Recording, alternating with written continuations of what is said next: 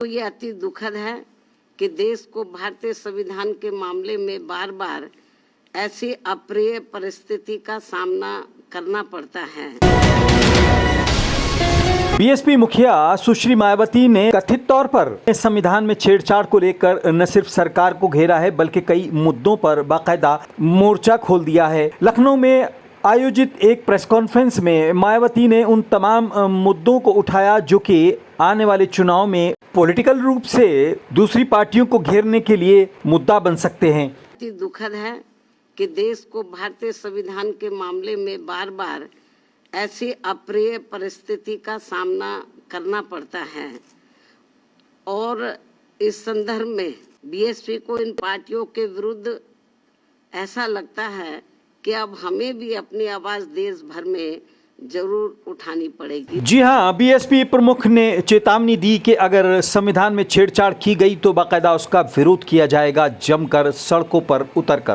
का सिलसिला चलता रहा तो फिर जो दबे कुचले लोग हैं इस देश के, वीकर सेक्शन के लोग हैं, खास तौर से जिनको भारतीय संविधान के तहत कुछ आगे बढ़ने का मौका मिला है, तो फिर उनको जरूर आगे आना होगा।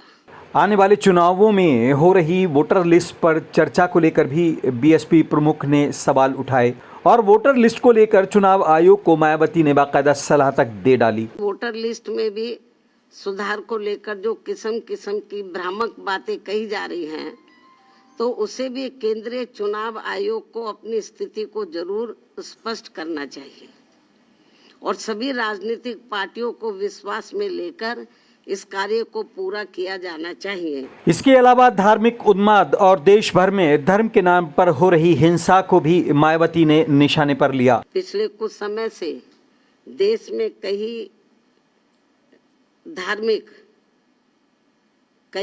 धार्मिक कार्यक्रमों को लेकर जो जातीय उन्माद, टकराव व हिंसा की स्थिति पैदा की जा रही है तथा कहीं जातिवादी मानसिकता के तहत खासकर दलित एवं अन्य उपेक्षित वर्गों के लोगों का जो शोषण, अत्याचार व उत्पीड़न आदि किया जा रहा है, ये भी कोई अच्छी बात नहीं है। और नाम लिए बगैर इशारों ही इशारों में जिस तरीके से इटावा में कथावाचक विवाद में जातीय मामला तूल पकड़ता जा रहा है, उस पर भी मायावती ने सवाल उठाए। अपने राजनीतिक स्वार्थ की पूर्ति के लिए आपसी भाईचारा बिगाड़ने वाली वास्तव में संविधान की सही मंशा के विरुद्ध ये कार्य होगा तो इसे लोग बर्दाश्त नहीं करेंगे, जिससे सभी को बचना चाहिए।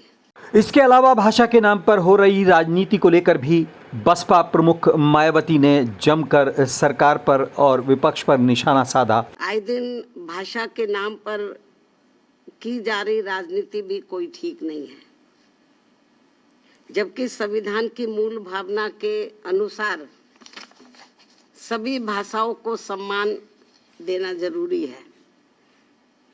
भाषा को लेकर बुद्धिजीवियों के बीच बहस होना तो कोई बुरी बात नहीं है, लेकिन इस मामले में सरकारों व पार्टियों के बीच किसी भी प्रकार का टकराव होना देश व जनहित में ठीक नहीं है। इतना ही नहीं, बीएसपी प्रमुख मायावती ने न सिर्फ महिला सुरक्षा पर सरकार को घेरा बल्कि पश्चिम बंगाल में ममता सरकार को भी निशाने पर ले लिया।